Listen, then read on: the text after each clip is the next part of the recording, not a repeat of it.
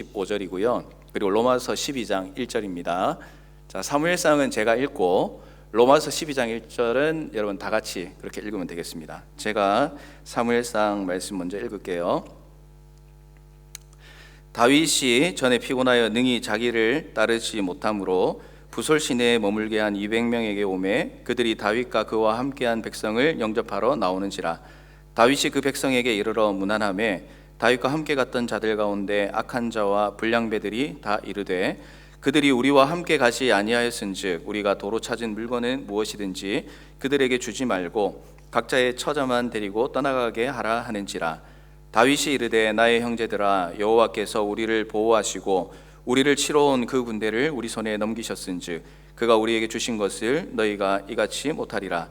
이 일에 누가 너희에게 듣겠느냐. 전장에 내려갔던 자의 분깃이나 소유물 곁에 머물렀던 자의 분깃이 동일할지니 같이 분배할 것이니라 하고 그날부터 다윗이 이것으로 이스라엘의 율례와 규례를 삼았더니 오늘까지 이르니라. 아멘.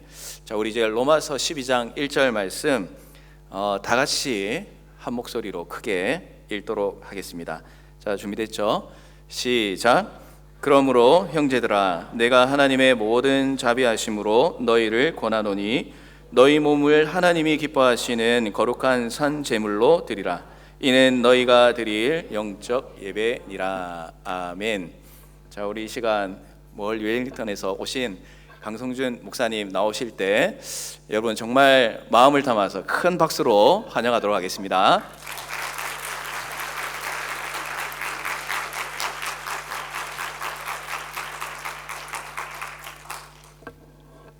감사합니다. 냉면 목사 강성준 목사입니다.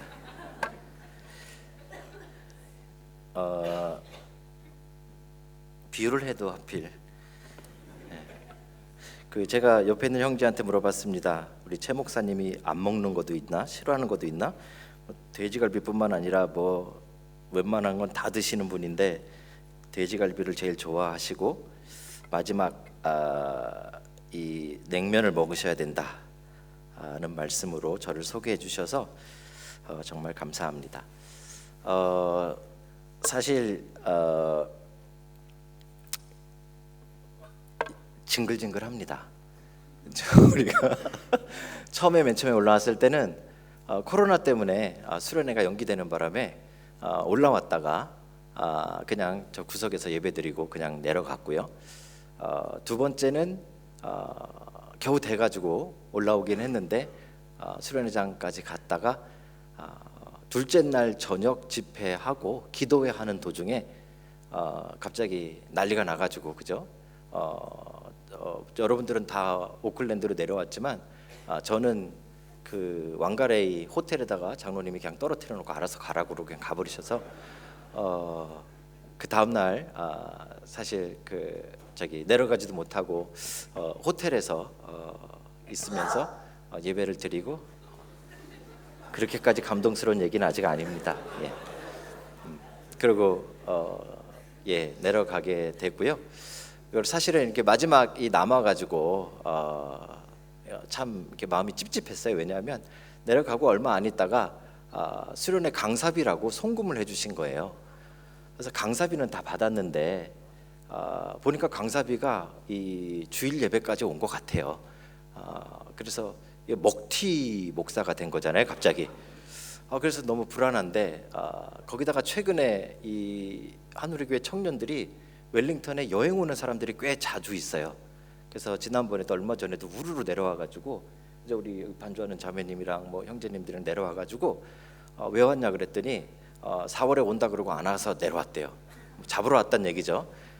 그래서 아주 불안한 마음으로 제가 여태까지 몇 달 동안을 정말 숨 죽이며 살다가 드디어 오늘 이 징글징글한 여러분과의 인연을 끝내기 위해서 올라왔습니다. 오늘은 아주 끝내버리십시다. 그리고 웬만하면 길에서 봐도 모르는 척하고 지나가면 좋겠습니다. 기도하겠습니다. 하나님 감사합니다. 우리 사랑하는 형제 자매들을 다시 만날 수 있는 큰 복을 주신 거 감사합니다. 하나님 부족한 죄인에게 또 말씀을 맡겨 주셨사오니 하나님 사랑하는 주의 백성들에게 하나님 예비하시고 또 준비하시고 또 기대하신 말씀들이 쏟아져 내리게 하시고 이들이 그 말씀으로 변화되며 하나님을 볼 수 있는 은혜의 시간이 되게 하여 주시옵소서. 감사를 드리며 살아계신 예수님의 이름으로 기도하였습니다. 아멘. 예, 감사합니다. 우리가 수련의 주제가 뭐였는지는 여러분 다 알고 계시죠? 이게 파워포인트가 되나요? 예, 그쪽에서 넘겨주실래요? 제가 제 노트북도 이걸로 넘겨야 되고 이것도 이걸로 넘겨야 되면 조금 복잡할 것 같은데 우리 그 방송실에서 그냥 넘겨주세요. 제가 양손에 들고는 못할 것 같습니다. 예, 여러분들 우리가 예배 회복에 대해서 수련회를 했었어요. 너무 오래돼서 잊어버리셨는지 모르겠지만 여러분들의 그동안에 그래서 예배가 회복되셨는지를 좀 돌아보시면 좋겠고요. 저는 예배에 대해서 이렇게 말씀을 묵상하고 또 설교를 하다가 저한테 부딪혔던 그 말씀 구절이 있어요. 그게 여러분들이 마지막에 읽으셨던 로마서 12장 1절 말씀이에요. 거기 보시면 말씀 있으면 한 번만 다시 띄워주실래요? 이렇게 돼 있어요. 그런즉 형제들아 하나님의 모든 자비하심으로 너희를 권하노니 너희 몸을 하나님이 기뻐하시는 거룩한 산 제물로 드리라. 이는 너희가 드릴 영적 예배니라. 사실 이제 예배에 대해서 우리가 얘기하고 있고요. 우리는 예배는 굉장히 영적이라고 생각을 해요. 그래서 우리가 이 시간에 와가지고 막 찬양도 부르고 막 이렇게 하나님 앞에 정말 전심으로 예배하는데, 근데 영적 예배가 뭐예요? 우리가 생각할 때 영적 예배라 그러면 뭔가 이렇게 막 무아지경에 빠져서 막 정신없이 드리는 것을 영적 예배라고 대부분 생각하거든요. 그런데 성경에서 오늘 아주 충격적인 이야기를 하고 계십니다. 너희 몸을 하나님이 기뻐하시는 거룩한 산 제물로 드리라. 이는 너희가 드릴 영적 예배니라. 여러분, 몸을 드리는 거래요. 몸은 어떻게 드리면 될까요? 우리 여기 형제님들, 찬양도 하던 형제님들 몸을 드리라 그러면 벗어가지고 혀칠 쫙 찢고 올라가 여기 들어 누우면은 그게 몸을 드리는 걸까요? 그런 거 아닐 거 아니에요, 그죠? 너희 몸을, 그러니까 너희 삶을 실질적으로 하나님 앞에 드리는 예배, 이게 영적 예배라고 이야기하는 것이죠. 근데 이 예배를 드리려면 우리가 해결해야 되는 문제들이 있어요. 그래서 오늘은 그 부분을 한번 짚고 넘어가야 되는데요. 여러분들이 정말 하나님 앞에서 예배를 회복하고 싶으면 이거 한 가지를 꼭 회복하셔야 돼요. 많은 사람들이 이 문제 때문에 하나님 앞에 예배하지 못해요. 실질적으로 예배하는 척은 하지만 정말 하나님 앞에 자기의 삶을 드리며 예배하는 것이 안 되는 이유가 하나 있는데, 오늘 그걸 한번 찾아가 보려고 합니다. 자, 우리가 수련회 때 계속 다윗 이야기를 했는데 기억하는 형제들 있나요? 형제들은 다 기억을 못하겠구나. 오케이. 자매들 있나요? 예, 다윗 얘기 여러분들 계속 이틀 동안 했는데 제가 여기 한우리교회 맞나요? 수련회 갔다 왔던 친구들 맞죠? 예. 우리 다윗 얘기했어요. 지도 좀 띄워주세요. 예. 제가 보면서 해드릴게요. 혹시 지도만 크게 띄워줄 수는 없죠? 예. 큰가요? 여러분들 보이나요? 예. 그 형제들 제가 장가가는 법을 가르쳐 드리려고 그래요. 자매들은 모르겠어요. 제가 시집을 안 가봐가지고. 근데 제가 장가는 가봤으니까 장가가는 법을 가르쳐 드릴게요. 이 옛날에 그 흔한 교회 오빠들 이제 더 이상은 안 먹혀요. 수련회 같은 데 가면 한쪽 구석에 찢어진 청바지 입고 기타 메고 그냥 혼자 어두운 밤에 이거 해봤자 이제 형제들이 자매들이 쳐다봐 주지도 않습니다. 너무 그쪽에 노력하지 마세요. 요즘의 대세는 뇌색남이에요. 뇌색 교빠, 뇌색 교회 오빠가 되셔야 돼요. 그런 거 하려면 이런 다윗의 광야 생활 정도는 머리로 외워야 돼. 그렇죠? 준비됐죠? 형제들은 볼펜이랑 이렇게 준비하셔가지고 이렇게 적으시면 돼요. 볼게요. 다윗이 맨 처음에 사울에게 죽임 당할 뻔하다가 그 와이프인 미갈이, 그러니까 사울의 딸이죠.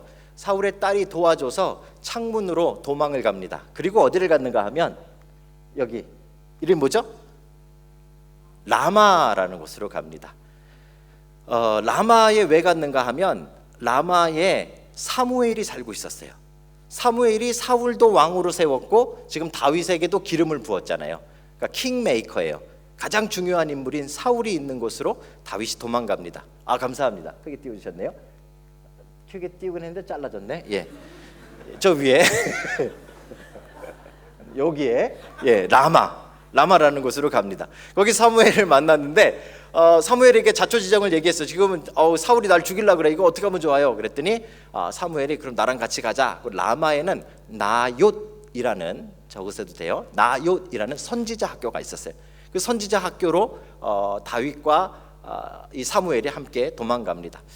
사울이 그 이야기를 들었어요. 다윗이 나얏으로 갔구나, 라마 나얏으로 갔구나라는 이야기를 듣고 다윗을 잡기 위해 사람들을 3번이나 보냅니다.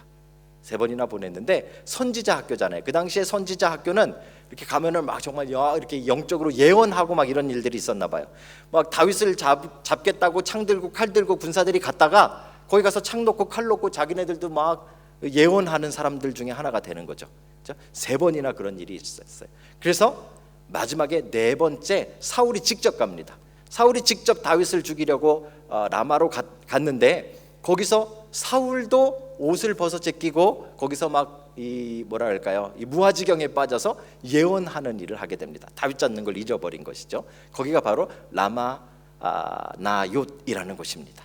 제가 지난번에 우리 하늘의 교회에서 세봤어요. 우리 웰링턴에 몇 명이나 저희 교회 왔나, 몇 번이나 왔나? 3번 왔더라고요. 마치 사울이 3번 보낸 거랑 마찬가지예요. 그죠? 그 다음엔 누가 와요? 사울이 직접 왔잖아요. 다음번에는 저 양반이 오겠구나. 그래서 제가 올랐습니다. 예, 거기가 라마 나얏이라는 곳이에요.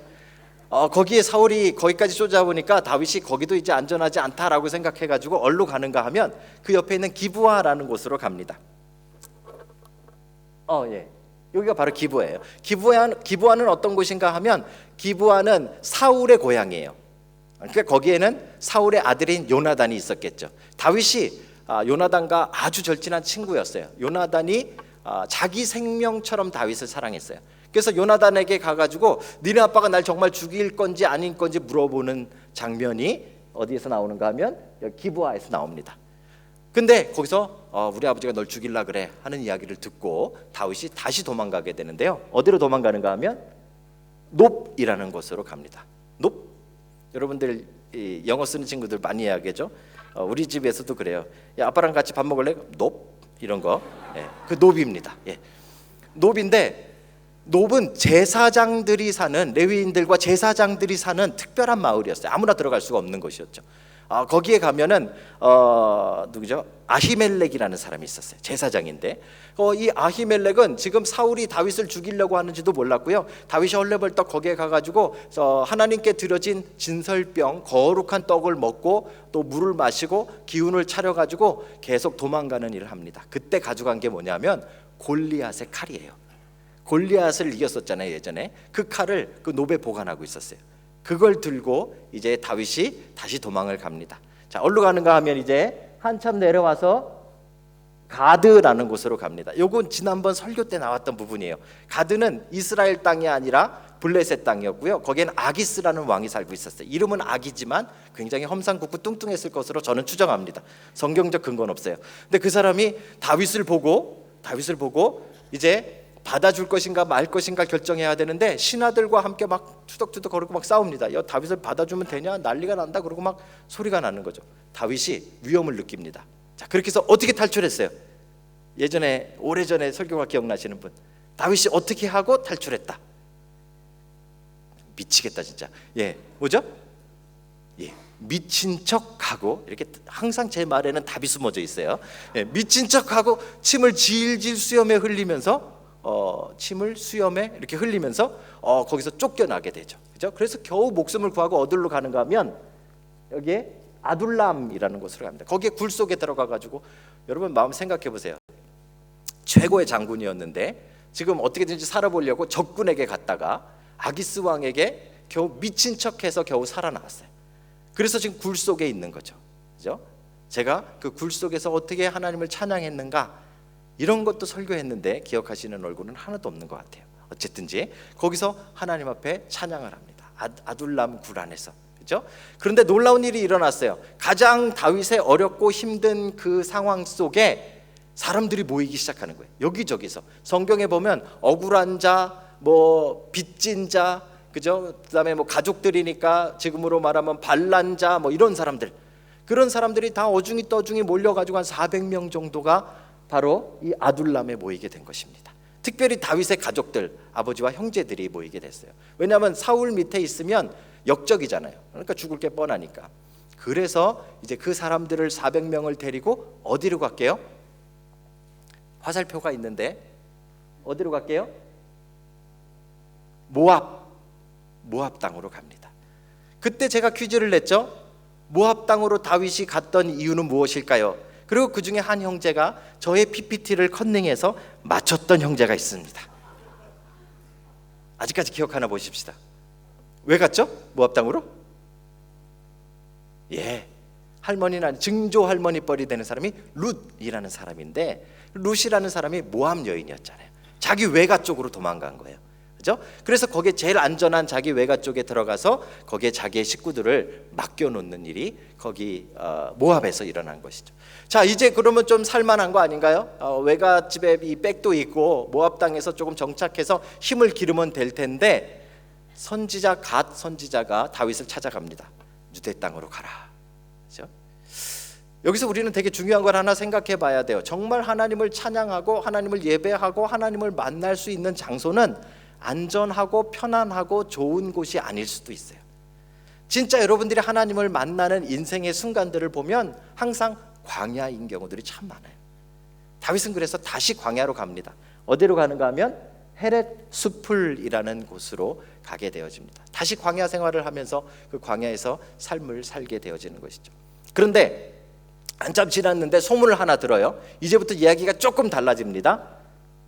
그일라라는 곳에 사람들이 이 블레셋 사람들의 공격을 받고 어려움에 처했다는 이야기를 듣습니다.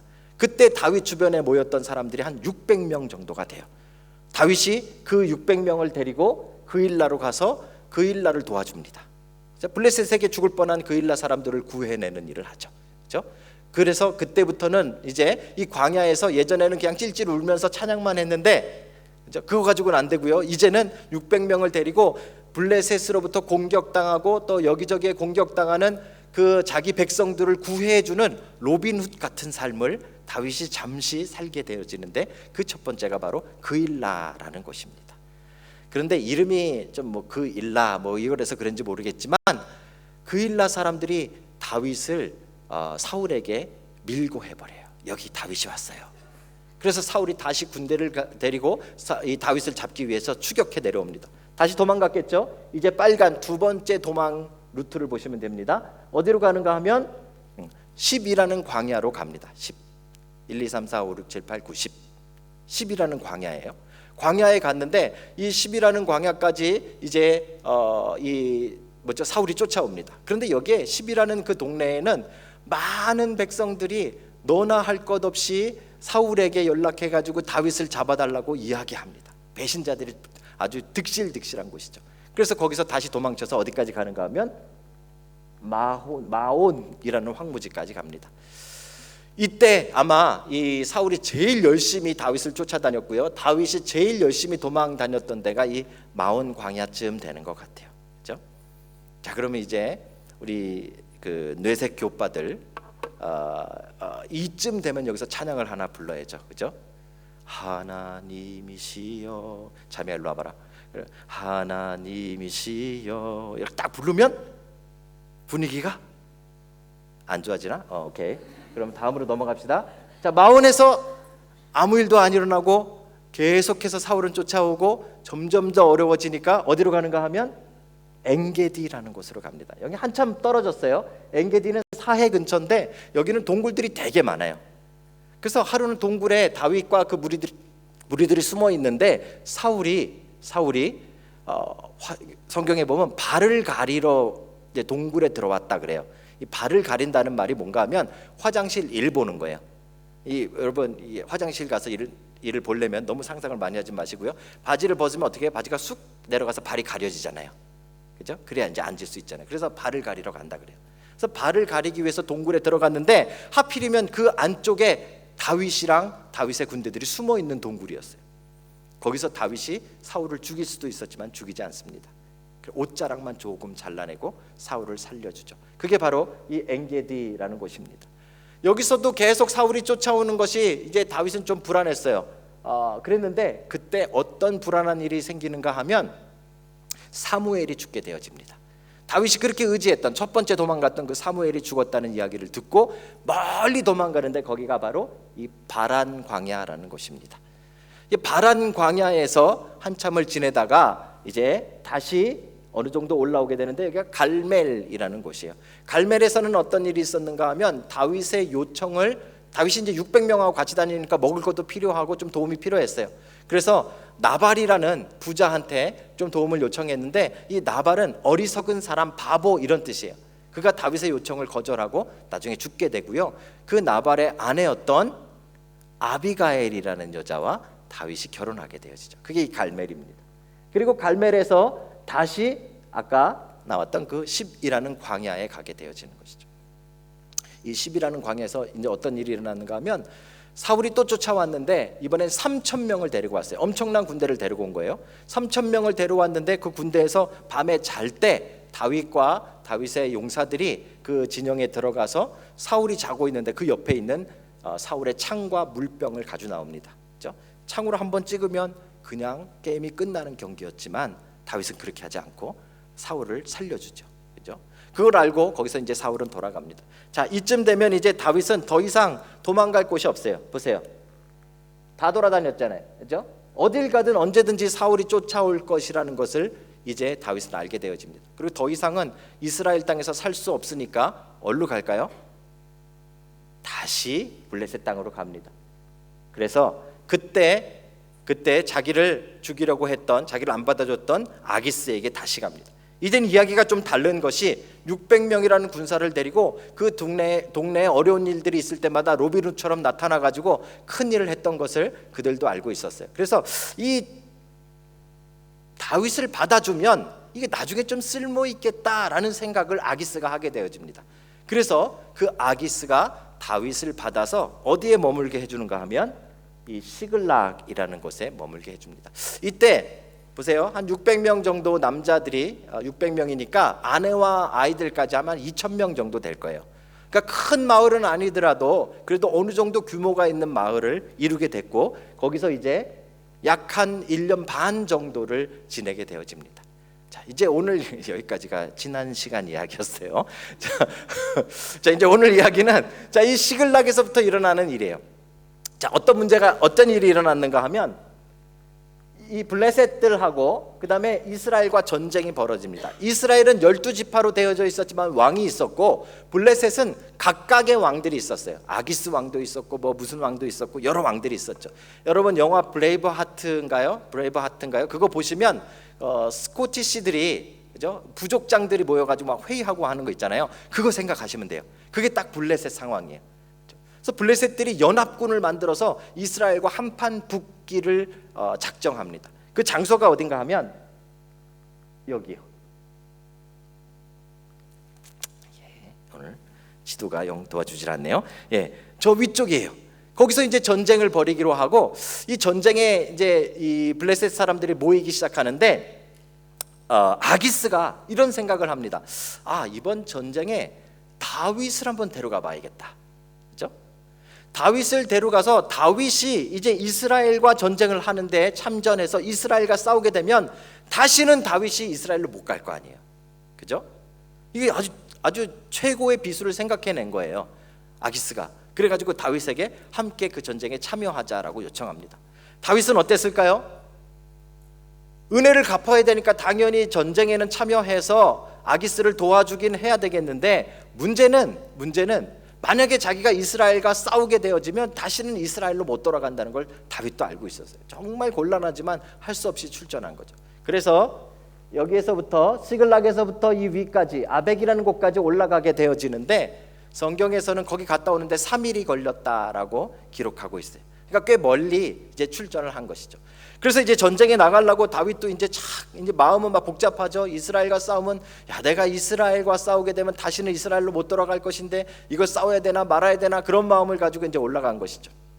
그게 제가 PPT에 보시면 돌아올 수 없는 강이라고 써놓은 바로 그 부분입니다. 이제 다윗은 더 이상 여기서 전쟁에 참여하게 되면은 다시는 이스라엘로 돌아갈 수 없는 그런 운명을 갖게 되어지는 것이죠.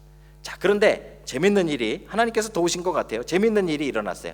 블레셋 왕들이 생각해 보니까 다윗이 왔는데 혹시 이 다윗이 뒤에 있다가 이스라엘을 도와주고 자기네들을 치면 어떻게 해요?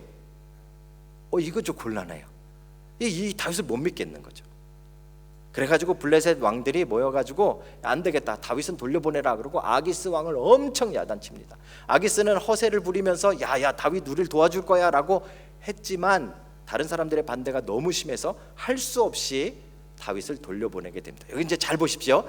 다윗이 전쟁도 하지 않고 어디 갔어? 예, 올라갔다가 3일 만에 이제 시글락으로 돌아오게 됐어요. 자, 시글락의 마을에 딱 들어갔는데 문제가 생겼습니다. 마을이 텅텅 비어져 버렸어요. 그러니까 영화로 따지면 이런 장면이에요. 제가 생각을 해보니까 영화로 따지면 어떤 장면인가 하면 왜 어디 갔다가 딱 말 타고 이제 딱 들어갔는데 마을에 막 쓰레기가 막 바람에 굴려다니고 삐쩍 마른 강아지가 막 쓰레기통 뒤지고 있는 그런 분위기, 그죠? 딱 그런 분위기. 시글락이 그렇게 바뀌어 버렸어요. 자기 아이들과 아내들 600명이니까 다 합쳐서 한 2,000명 된다 그랬죠, 그죠? 600명 지금 갔다 왔는데 나머지 1,000몇백 명 아이들과 여자들도 다 없어져 버리고 소와 양도 다 없어져 버리고 재산도 다 없어져 버린 거죠. 그렇죠? 여러분, 사실 이게 다윗에게 있어서는 최고의 위기예요.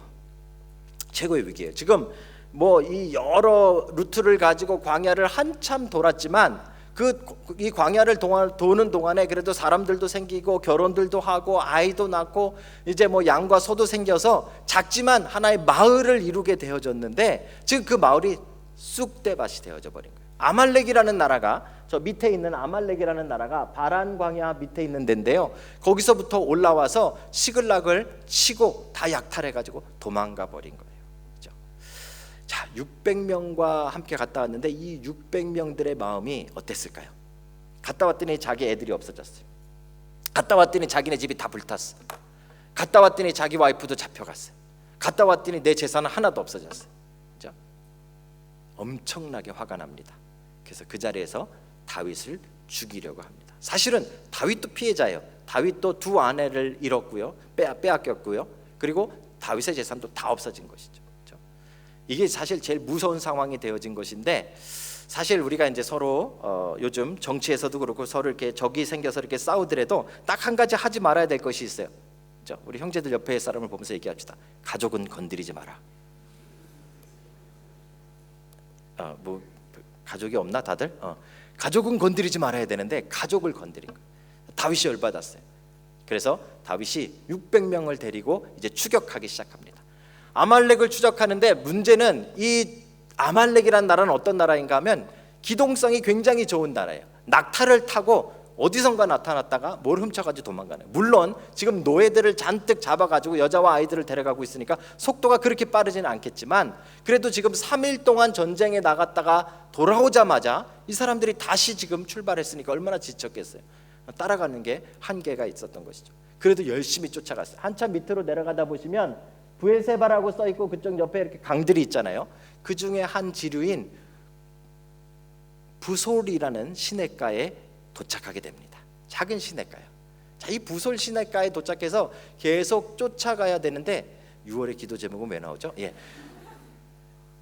부솔의 시냇가에 도착해가지고 계속 쫓아가야 되는데 이제 600명 가운데서 여러분 200명 정도가 난 죽어도 못 가겠다 이렇게 돼버린 거예요. 자, 이해는 가요. 지금 3일 동안 전쟁터에 나갔다가 싸워보지도 못하고 지친 채로 돌아왔는데 거기서부터 또 지금 아내와 또 아이들과 재산을 잃어버리고 그 억울함에 지금 울면서 여기까지 온 거잖아요. 얼마나 힘들어요. 그래가지고 부솔 시내가서 200명의 낙오자가 생깁니다. 난 도저히 못 가겠어. 그래? 그럼 너희들 여기서 기다려. 200명을 남겨놓고 나머지 400명만 데리고 이제 쫓아갑니다. 자, 문제는요, 어디로 갔는지 알 수가 없어요. 그냥 대충 아말렉이 살고 있는 그 지역 쪽으로만 가고 있지만 자신의 그 마을인 시글락을 점령했던 그들을 잡을 수 있을지 없을지 모르는 거죠. 한참을 가는데 거기서 들판에 누워있는 한 소년을 발견합니다. 한 남자아이가 들판에 누워져 있는데 거의 죽어가는 거죠. 그 아이에게 물을 먹이고 떡을 먹이고 먹을 것을 먹여줬어요. 그래서 살아나게 되어집니다. 여러분, 이게 여러분 신앙생활 하시다 보면 나중에 이거 꼭 한번 기억해 보세요. 여러분들이 너무 힘들고 어려운데 하나님이 그 힘들고 어려울 때 더 힘든 사람을 붙여주세요. 그런 경험 해보셨어요? 이 하나님이 되게 이걸 좋아하시는 것 같아. 이 방법을, 그렇죠? 그때 우리가 어떻게 하는가를 좀 보시는 것 같아요. 대부분의 사람들은 나도 힘들어 죽겠는데 야 지금 내 잃어버린 아들 지금 찾으러 가는데 지금 남의 집에 하나 이렇게 누워 있는 게 그게 뭐가 신경 쓰이겠어요, 그렇죠? 그런데 다윗은 그것을 신경 씁니다. 그리고 다윗이 그 쓰러져 있는 아이에게 먹을 것을 주고 물을 먹이고 그를 회복시켰어요. 그랬는데 너무 감사한 게 그 아이가 아말렉의 종으로 잡혀있던 애굽 소년이었어요. 그래가지고 그 아이가 내가 어딘지 알아요, 따라오세요 막 이러고 가는 거야. 그 아이를 쫓아가지고 아말렉이 어디 있는지를 찾아내게 되어집니다. 드디어 아말렉이 모여있는 장소까지 갔어요. 그들은 잔치가 벌어졌죠. 시글락을 털고 다른 지역까지 털어가지고 엄청난 재산을 가지고 거기에 왔으니까 자기네들은 잔치를 벌이고 놀고 있었습니다. 다윗이 그것을 보고 이제 400명이 그들을 치기 시작하는데 새벽부터 시작해서 다음 날 저녁까지 싸웠다 이래요. 그러니까 24시간 싸우고 그 다음 날 저녁이니까 12시간 정도 더, 그러면 36시간 정도 싸운 게 되나요? 아마 잠도 안 자고 이렇게 싸운 것 같아요. 잠도 안 자고 싸웠겠죠, 그죠? 누가 뭐 이렇게 싸우다가 갑자기 야 10시 넘었는데 꼭 싸워야 되니? 그럼 아니 그럼 좀 쉬었다 싸우자 이러진 않았을 거 아니에요, 그 당시에, 그죠? 그러니까 아마 밤새도록 싸우고 다음날 저녁까지 싸웠어요. 그래가지고요 아말렉을 완전히 무찌릅니다. 성경의 기록에 따르면 그때 아말렉 군사 가운데 낙타를 타고 도망간 남자들이 400명이래요. 생각해 보세요. 지금 400명이 얼마나 많이 싸우고 죽이고 이겼으면 도망간 사람만 400명이에요. 대승을 거둔 것입니다. 근데 여기 아주 중요한 것이 있어요. 그 당시의 전쟁은 지금의 전쟁과 조금 달라요. 지금은 어떤지도 모르겠지만 그 당시의 전쟁은 비트코인과 같아요.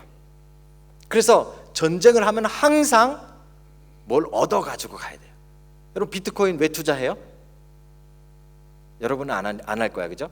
왜 투자해요? 전 세계 경제 호황을 위해서? 그런 거 아니잖아, 그죠? 비트코인 왜 투자해요? 돈 벌라고, 그죠? 그 당시 전쟁은 왜 해요? 돈 벌라고. 전쟁을 하면 전리품들을 얻는 거예요. 그래서 엄청난 전리품들을 가지고 그리고 이제 돌아가는 거예요, 시글락으로. 자, 문제가 뭐예요? 이제 시글락으로 돌아갈 때 어디를 지나가야 돼요? 어디를? 부솔 시내를 지나가야 되잖아요. 부솔 시내까지 이제 아이들을 찾고 이제 뭐죠? 와이프들을 찾고 재산들을 잔뜩 가지고 양과 소를 이끌고 막 신나게 가는데 저쪽에서 200명이 이렇게 냇물가에 발 담그고 이렇게 놀고 있다가 저기야 다윗이랑 온다 그러고 막 맞이하는 거예요. 자, 이제 어떤 일이 일어날까요? 아주 심각한 문제가 생기는 거예요. 분명히 600명의 한 공동체였는데 200명은 낙오해서 앉아 있었고 나머지 400명은 가가지고 엄청난 재산과 아이와 아내들을 찾아가지고 돌아오게 됐는데 여기서 이제 문제가 생기는 거예요.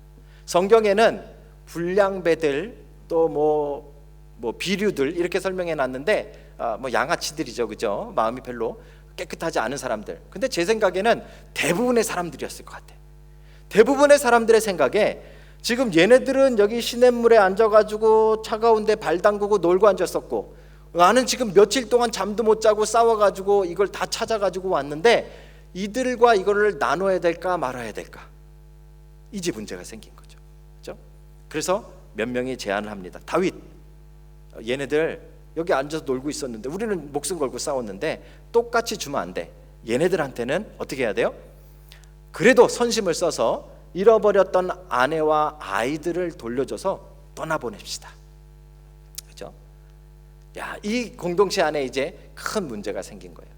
그때 다윗이 아까 읽었던 우리 30장의 말씀을 다윗이 하게 되어지는 것이죠. 20 몇 절이죠? 23절인 것 같아요. 다윗이 이르되 나의 형제들아 여호와께서 우리를 보호하시고 우리를 치러 온 그 군대를 우리 손에 넘기셨은즉 그가 우리에게 주신 것을 너희가 이같이 못하리라. 이거 너희가 밤새서 싸운 것 같지만, 우리가 목숨 걸고 싸운 것 같지만, 우리가 잠 안 자고 싸워서 얻은 것 같지만, 이거 그래서 얻은 것이 아니라 하나님이 우리에게 주신 것이니까 너희들이 그렇게 하지 못하리라, 이렇게 말하는 거예요. 그렇죠? 그리고서 뭐라고 이야기합니까?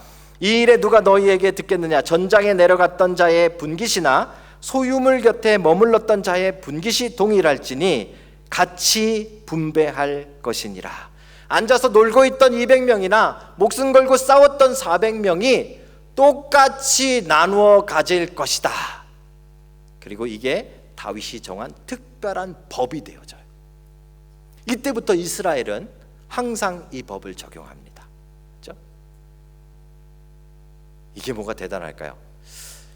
성경을 읽어보면 30장에 보통은 다윗이 전쟁을 해서 싸우고 이겼다든지 이렇게 큰 대승을 거두게 되면 그 다음에 찬양을 하는 장면이 나오게 되어 있어요. 예배를 하는 장면들이.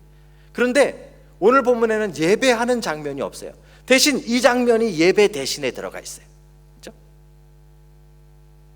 그리고 이것은 굉장히 예배에 있어서 아주 중요한 키를 하나 우리에게 주고 있어요.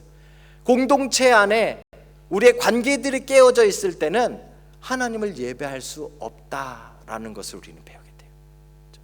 많은 사람들이 예배에 더 이상 감동하지 못하고 더 이상 말씀이 들리지 않고 더 이상 예배드려도 아무런 느낌이 없다면 다른 데 문제 있지 않고요, 관계에 문제가 있을 가능성이 상당히 높다는 것입니다. 놀랍게도요. 그렇죠?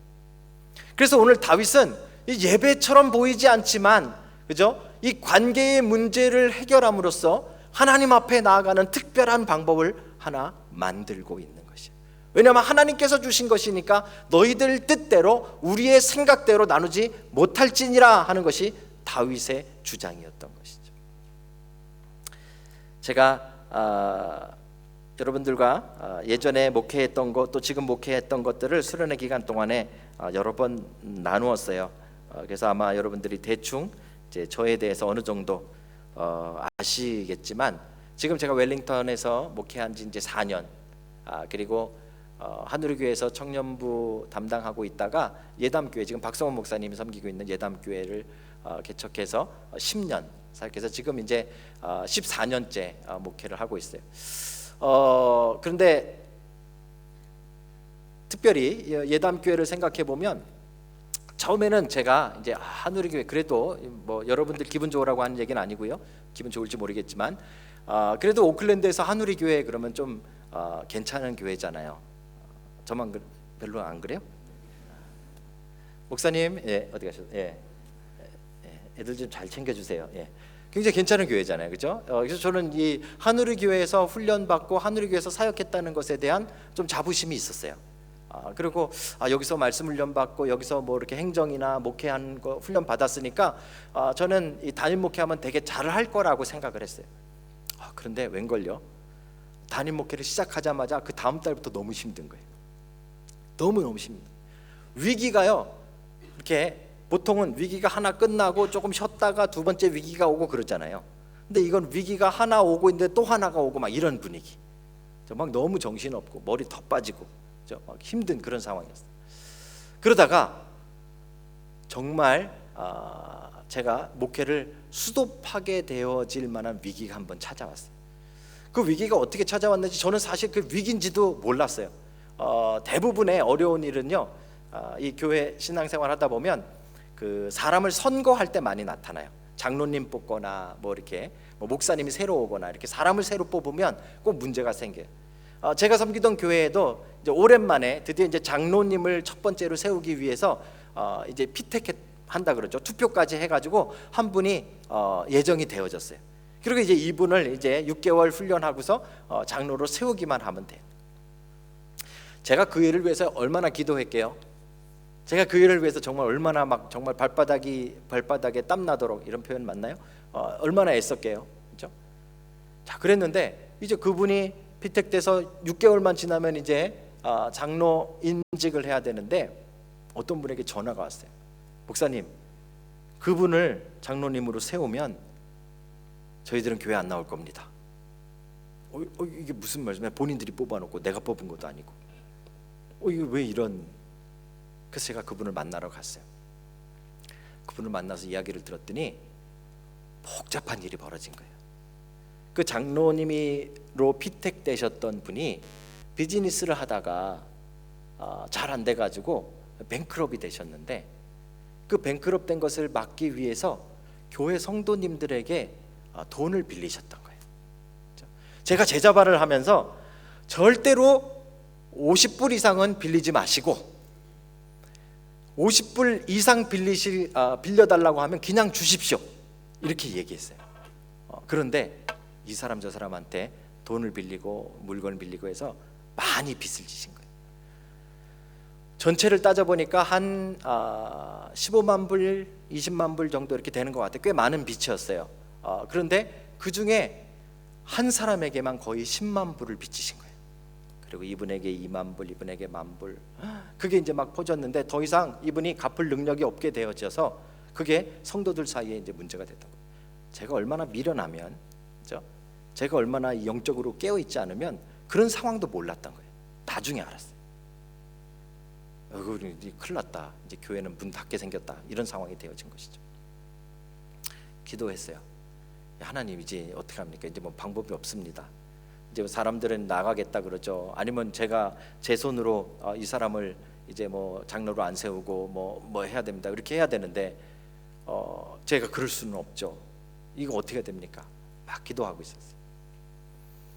그런데 그 10만 불 정도 빌려주신 분, 그분은 저에게 뭐라 그랬냐면, 처음에 저를 만났을 때 자기는 50% 크리스찬이래요. 이런 것도 있어요. 본인 말로 하여튼 자기는 50% 크리스찬이래요.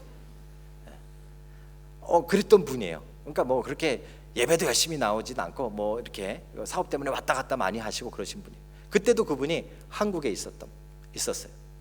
근데 전화가 왔어요. 그분에서, 한국에서 저한테로. 집사님, 무슨 일이십니까? 지금 뉴질랜드에서 연락이 왔는데 그 집사님에게 돈을 빌리신 분들이 다 모이기로 했대요. 한꺼번에 다 모이기로 해서 본인이 비행기 타고 도착하면 바로 만나서, 그날 그 시간에 바로 만나서 회의를 해서 이분을 고소할 건지 이분을 어떻게 할 건지 결정하기로 했대요. 저는 올 것이 왔구나. 이제는 새로 시작해야 되는구나. 이제 나 더 이상은 이제 내가 감당할 수 없구나. 그런 상황이 되어졌어요. 근데 그분이 전화 맨 마지막에 저한테 이렇게 물어보시는 거예요. 근데 목사님, 제가 교회를 위해서 무엇을 하면 좋겠습니까? 너무 막 감동스러운 말이잖아요. 제가 교회를 위해서 무엇을 하면 좋겠습니까? 바울 같았으면 뭐라 그랬을까요? 주 예수를 믿으라, 그러면 너와 내 집이 구원을 얻으리라, 뭐 이런 거 그랬겠지만 제 머릿속엔 돈밖에 없었으니까 제가 용기 있게 한마디 했어요. 집사님, 그러면 돈을 포기해 주십시오. 모르겠어요. 여러분들은 돈이 많은 분들은 잘 모르겠지만 그때 제 생각에 10만 불 포기하는 게 쉬울까요? 쉽지 않을 것 같아요. 근데 하여튼 미친 척하고 제가 얘기했어요. 집사님, 돈을 포기해 주십시오. 그랬더니 그분이요, 길게도 얘기 안 해요. 알겠습니다. 그럼 끊어버리더라고요. 저는 그때부터 막 조마조마한 거죠. 비행기 타고는 오고 있죠. 비행기 타시기 전에 전화했으니까 이쪽에는 사람들 모여서 웅성웅성거리죠. 그분이 도착했대요. 저는 그 자리에 없었고요. 나중에 들었어요. 그분이 도착해가지고 사람들 쭉 모여가지고 막 처음에 웅성거리면서 어떻게 할 거냐, 뭐 너는 얼마 빚졌냐, 너는 어떻게 됐냐, 그리고 고소할 거냐 말 거냐 막 그러는데 그분이 책상을 꽝꽝꽝 치면서 일어났대요. 그래가지고 나는 우리 교회를 위해서 돈을 포기하겠습니다. 여러분들은 어떻게 하시겠습니까? 그랬더니요, 10만 불 빌려준 사람이 돈을 포기하겠다는데 5천 불 빌려준 사람이 난 이럴 수는 없잖아, 그죠? 그럴 수는 없잖아. 분위기가 어떻게 됐겠어요? 다른 분들은 5천 불, 뭐 1만 불, 뭐 2만 불 이런데 갑자기 10만 불 빌려준 사람이 나는 교회 공동체를 위해서 자기가 그거를 포기하게 내려놓겠대. 그러니까 다른 분들이 네 이래버린 거야. 그래가지고 그 위기를 제가 뛰어넘게 됐어요. 그때 저는요, 50% 크리스찬인 이분에게 엄청난 감동을 받았어요. 누군가를 위해서, 다른 형제 자매를 위해서 내가 내 돈 10만 불을 포기할 수 있을까? 근데 저는 자신이 없어요. 생각해 보니까 목사지만 아마 속병이 났을 거야. 목사니까 어쩔 수 없이 여러분들 앞에서 포기하겠습니다 그랬을지 모르겠지만, 아마 삐쩍삐쩍 마르고 머리 더 빠지고 아마 내년에 보면 못 알아볼 모습이 됐을지도 몰라. 그죠? 저는 자신이 없어요. 그런데 그분이 그걸 하는 것을 보면서 저 엄청나게 새로운 것을 깨달았어요. 우리가 신앙생활을 너무 말로만 하는구나. 우리가 100% 크리스찬이라고 이야기하지만 우리는 늘 관계 때문에 힘들어하고, 다른 사람들을 위해서 10만 불은커녕 자존심 요만큼도 못 내려놓고 사는 게 우리들이잖아요. 그렇죠? 내 거는 전혀 못 내려놓고 요만큼도, 코딱지만큼도 내 거는 포기하지 못하면서 이 자리에 앉아가지고 하나님 영광 받으시고 하나님 찬양하고 하나님 높여드린다고 하고 그 예배를 하나님 받으실까? 그러니까 예배가 안 되는 거예요. 그러니까 예배가 안 되는 거예요. 여러분, 우리가 수련회 주제가 예배 회복이었잖아요. 그렇죠?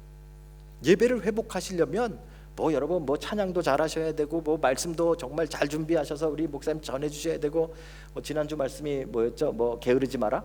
그렇죠? 게으르지 마라 막 하면 막 안 게으르게 살고 막 이렇게 되긴 해야 돼요. 그죠? 그런데 앉아 있는 여러분들의 마음이 100% 하나님을 바라보려면 그 안에 놀라운 변화가 시작돼야 되는데, 어떤 변화가 시작돼야 되는가 하면 여러분의 몸을 하나님이 기뻐하시는 산 제물로 드려야 되는 거예요. 여러분 입이 아니라, 여러분 말이 아니라, 여러분이 하는 척하는 것이 아니라 여러분의 실제가, 여러분의 삶에서, 그게 돈이 됐던 자존심이 됐던 그것이 무엇이 됐든지 간에 여러분들이 하나님 앞에서 다른 사람들을 위해서 뭔가를 내려놓는 그 몸의 제사를 드리지 않으면 이 자리의 예배는 회복되지 않는 거예요. 제가 생각을 많이 해봤어요. 처음에 왔다가 그냥 내려갔죠. 두 번째는 와서 겨우 이제 됐다 그러고 막 했는데 마지막 사부 예배도 못하고 막 불이 났게 여러분들 피난민처럼 도망오고, 저는 정말 먹튀한 사람처럼 막 정말 더 가고 막 이런 분위기였잖아요. 이 정도면 하나님이 여러분과 저의 만남을 거부하시는 거예요 라고 생각을 한 거죠. 그렇죠? 이 정도면 한우리 교회랑 나는, 청년들이랑 나는 만나면 안 될 운명인가 보다, 이런 생각을 하게 된 거죠. 그렇죠? 4월 달에 올라오려고 그러는데 그것도 안 되고. 제가 이 말씀을 다시 준비하면서 이런 생각이 드는 거예요. 혹시 하나님이 이렇게 딜레이 하시는 데는 오늘 이 시간에 오는 사람들 가운데 이 말씀이 필요한 사람이 있는 거예요. 저 그렇게 확신해요. 맨 처음에 수련회 이 딜레이 되기 전에 여러분 수련회 신청 엄청 많이 했어요. 그거 아세요? 장로님이 설교 때 본인 이야기하지 말라 그랬는데 저는 해요, 이렇게 앞에서. 그죠? 장로님 전화가 왔어요 저한테. 목사님 이번에 강사가 시원찮아서 그런지 참석자들이 많아요. 이건 도대체 뭔 얘기예요? 예. 마지막 날에 이렇게 하루 왔다 가는 사람까지 치면 170명이래. 내가 그렇게 전화하실 때부터 알아봤어요, 그 딜레이 될 줄. 예. 그러시면서 맨 마지막에 장로님이 한마디 하신 게 있어요. 그런데 목사님, 못 가는 친구들이 30명 정도 돼요. 그 친구들 위해서 기도해 주세요. 그래서 제가 사실은 4부 때 이 말씀을 정한 거예요. 부솔 시내가에 아마 형편들이 있겠죠. 물론 가기 싫어서 안 간 친구들도 있겠지만, 정말 수련회 가고 싶었는데, 하나님 앞에 함께 하고 싶었는데 상황상 그렇게 못한 친구들도 많을 거 아니에요. 그죠? 그들 30명은 부솔 시내가에서 얼마나 마음이 불편했겠어요. 제가 아까 표현을 그렇게 해서 그렇지 정말 시내가에다 발 담그고 놀고 있었겠어요? 그렇지 않았을 거예요. 그렇죠? 수련회 가가지고 은혜 받았네 뭐네 하고 막 들떠가지고 온 친구들, 그 친구들 와가지고 니네 수련회 안 갔지? 나는 갔다, 나는 좋았다, 이거 아니란 말이에요. 그죠? 수련회 갔다 온 그 영적인 축복과 수련회 가서 얻은 그 은혜와 하나님 앞에서 주신 그 말씀들을 가지 못한 친구들과 함께 똑같이 나누는 그 일들이 저는 사부 예배 때 일어나기를 기대했던 거예요. 어쨌든 미루어졌지만, 그렇죠? 어쨌든 미루어졌지만 저는 오늘 하나님께서 그 일을 하시리라 믿습니다. 그렇죠? 여러분들 안에 하나님 앞에 여지까지 예배를 회복하고 하나님 앞에 예배하기를 간절히 소원했지만 그게 잘 안 되어졌던 친구들이 있다면 이 시간에 한번 잘 기억해 보세요. 여러분 마음속에 깨어진 관계들이 있지 않은지, 아니 그냥 다른 사람들보다 나만 생각하고 있지는 않았는지, 굳이 내가 누구를 미워하거나 누구를 싫어하지 않아도 상관없어요. 여러분들이 다른 사람을 축복하지 않고 다른 사람을 사랑하지 않는 마음이라면 똑같아요. 똑같아요. 부솔시내가에서 저들에게는 주지 말자라고 외쳤던 그 양아치들과 똑같은 거예요, 우리 마음이. 그래서 오늘 그거를 깨셔야 돼요. 오늘 그거를 깨면 그 관계가 하나님 안에서 그 막힌 담들이 허물어지면 예배가 되살아나는 거예요. 저는 그것이 있으리라고 정말로 믿어요. 그렇죠? 어떻게 하면 깨면 좋을까? 제가 저희 교회 청년들에게도, 저희 교회 청년들도 관계 때문에 못 나오고 하는 친구들 많아요. 너무 힘들어요. 그죠? 저도 목회자도 그걸 보면 너무 안타까워요. 저랑은 참 친한데 왜 지들끼리 싸우는지 몰라요. 그죠? 여러분들 그렇잖아요. 최 목사님한테 먹을 것만 사주면 가까워질 수 있어요. 그런데 다른 친구들은 안 그래. 그죠? 그러니까 막 싸우기도 하고 갈등이 일어나기도 하고 힘든 거죠. 그거를 그냥 가만히만 있으면 해결이 안 되고요, 이렇게 하면 해결될 것 같아요. 제가 해보니까, 제 인생에 해보니까 하나님 앞에 이렇게 기도하는 거예요. 하나님, 오늘 저에게 주실 복을 이 친구한테 주세요.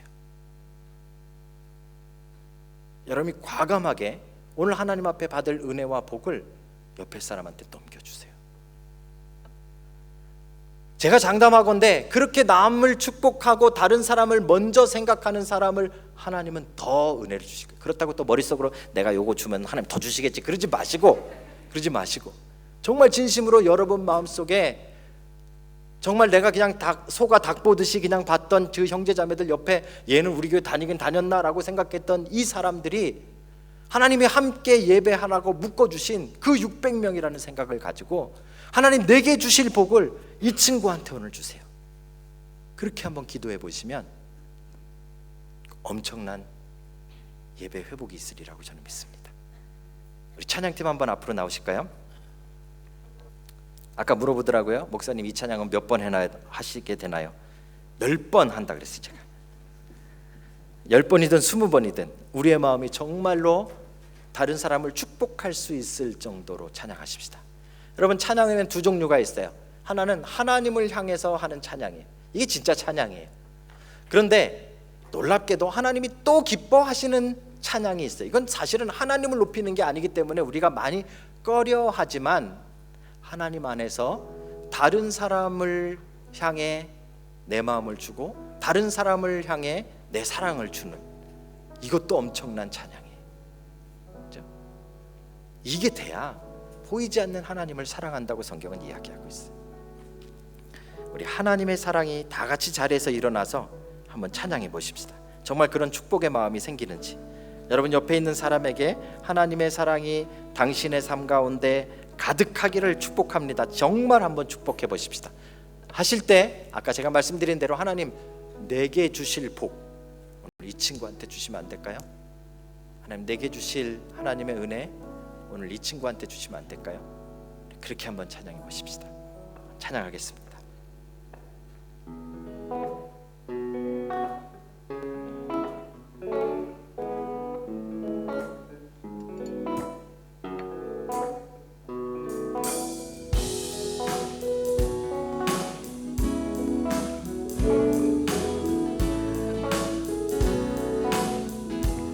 하나님의 사랑이 당신의 삶 가운데 가득하기를 축복합니다.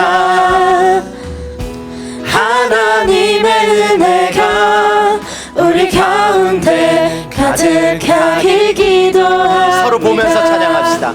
하나님의 사랑이, 제가 읽어드릴게요. 하나님의 사랑이 당신의 삶 가운데 당신의 삶 가운데 가득하기를 축복합니다. 하나님의 은혜가 우리 가운데 가득하길 기도합니다. 다시 한 번만 우리 서로 보면서 찬양합니다. 하나님의 사랑이 당신의 삶 가운데 가득하기를 축복합니다. 하나님의 은혜가 우리 가운데 가득하길 기도합니다. 잠깐만요. 예, 죄송합니다. 여러분 너무 잘하시는데 제가 욕심이 조금 생겨서요. 우리 움직입시다. 너무 싫어요? 예, 움직입시다. 움직여서 이 사람 저 사람 찬양하면서 한 번씩 이렇게 축복의 말 전해주세요. 나에게 주실 하나님의 은혜가 오늘 형제님에게 가득하기를 바랍니다. 이렇게 우리 서로 축복하면서 움직입시다. 최소한 20명 이상 만나십시다. 예. 평소에 얘는 내가 잘 몰라, 얘는 좀 껄끄러워하는 사람 있으면 안아주십시오. 그 막힌 담들이 허물어지는 귀한 은혜를 한번 누려보십시다. 예, 처음 온 사람 혼자 서 있게 하시면 여러분들 예배 끝나고 다 엎드려 뻗쳐 하십시다. 한번 다시 한번 찬양합니다. 하나님의 사랑이, 우리 돌아다니면서 함께 찬양하겠습니다. 하나님의 사랑이 당신의 삶 가운데, 하나님의 사랑, 움직입시다. 당신의 삶 가운데 가득하기를 축복합니다. 하나님의 은혜가 혼자 있는 사람이 있으면 안 돼요. 우리 가운데 가득하길 기도합니다. 계속합니다. 하나님의 사랑이 당신의 삶 가운데 가득하기를 축복합니다. 하나님의 은혜가 우리 가운데 가득하길 한 번 더 합니다. 또 바꿔서 합시다. 하나님의 사랑이 당신의 삶 가운데 가득하기를 축복합니다. 하나님의 은혜가 우리 가운데 가득하길 기도합니다. 우리 한번 손을 잡고 한번 쭉 한번 서 보실래요? 예. 죄송합니다. 예. 뭐 도망 안 가셔도 괜찮아요. 예. 어려운 거 아니니까. 우리 옆에 사람 우리 그룹이 한번 손을 잡으십시다. 2명은 안 되고 짝짓기처럼 최소 5명 이상씩 5명 이상씩 옆에 있는 사람 서 있지 않게 껴주세요. 우리 찬양팀도 이렇게 해주세요. 예. 예. 혼자 있는 사람 없도록 껴주세요. 예. 예, 혼자 있는 사람 없게 해주세요. 여러분 혼자 있는 사람 없게 해주세요. 처음 왔어도 혼자 있으면 안 돼요. 예. 예, 서로 손을 잡고 뭐 10명 괜찮고 5명 괜찮고 예, 여러 명이 같이 붙잡고 이 시간에 한번 같이 기도하겠습니다. 이 시간에 기도할 때 하나님, 저하고 함께 손을 붙잡은 이 형제 자매 오늘 저에게 주실 은혜와 사랑으로 더하여 주시옵소서. 하나님, 저에게 주실 은혜들 이 사람들에게 부어 주시옵소서. 한번 같이 기도하겠습니다. 다 같이 먼저 하나님 앞에 기도하시고 다시 한번 이 찬양합니다. 다 같이 기도하겠습니다. 다 같이 우리 소리내서 기도하겠습니다. 하나님 감사합니다. 하나님, 이 시간에 우리 사랑하는 형제자매들이 서로를 축복하며 우리 안에 막혀있는 담들이 허물어지고 하나님, 우리가 나에게 주실 축복까지도 나눌 수 있는 하나님 믿음의 성숙한 예배를 드리기를 원하오니 이 시간 사랑하는 형제자매들의 붙잡은 손마다 성령님 함께 하셔서 그 능력과 은혜가 넘치게 하여 주시옵소서. 하나님, 이 공동체가 하나님 말이 아닌 삶으로 몸으로 하나님을 예배하는 살아있는 공동체 되게 하여 주시옵소서. 하나님, 이 시간 주님 이 자리에 함께 하심을 믿습니다. 하나님 감사합니다. 하나님 도와주시옵소서. 찬양합시다. 우리 함께 하나님 앞에 다시 한번 찬양하겠습니다. 하나님의 사랑이 당신의 삶 가운데서,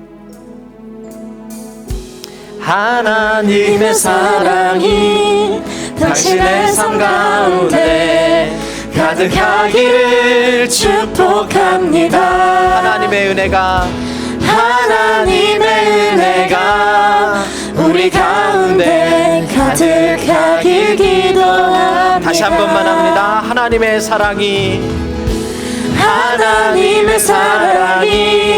당신의 삶 가운데 가득하기를 축복합니다. 하나님의 은혜가 우리 가운데 가득하길 기도합니다. 우리 한 번만 기도하겠는데요. 이 시간에 기도하실 때에 여러분 마음속에 혹시 내가 이 형제하고 또 이 자매하고 좀 껄끄럽고 막혀있는 그런 관계들이 있다면 하나님 앞에 기도하십시다. 하나님, 내 몸을 하나님 앞에 산 제사로 드리는 회복이 일어나게 하여 주시옵소서. 나에게 주실 그 많은 복들과 은혜를 그 사랑하는 형제 자매에게 부어 주시옵소서. 우리 한번 그렇게 여러분 마음속에 제일 힘들고 어려운 대상을 향해서 그들을 축복하며 하나님 앞에 한번 기도하시겠습니다. 다 같이 하나님 앞에 기도하겠습니다.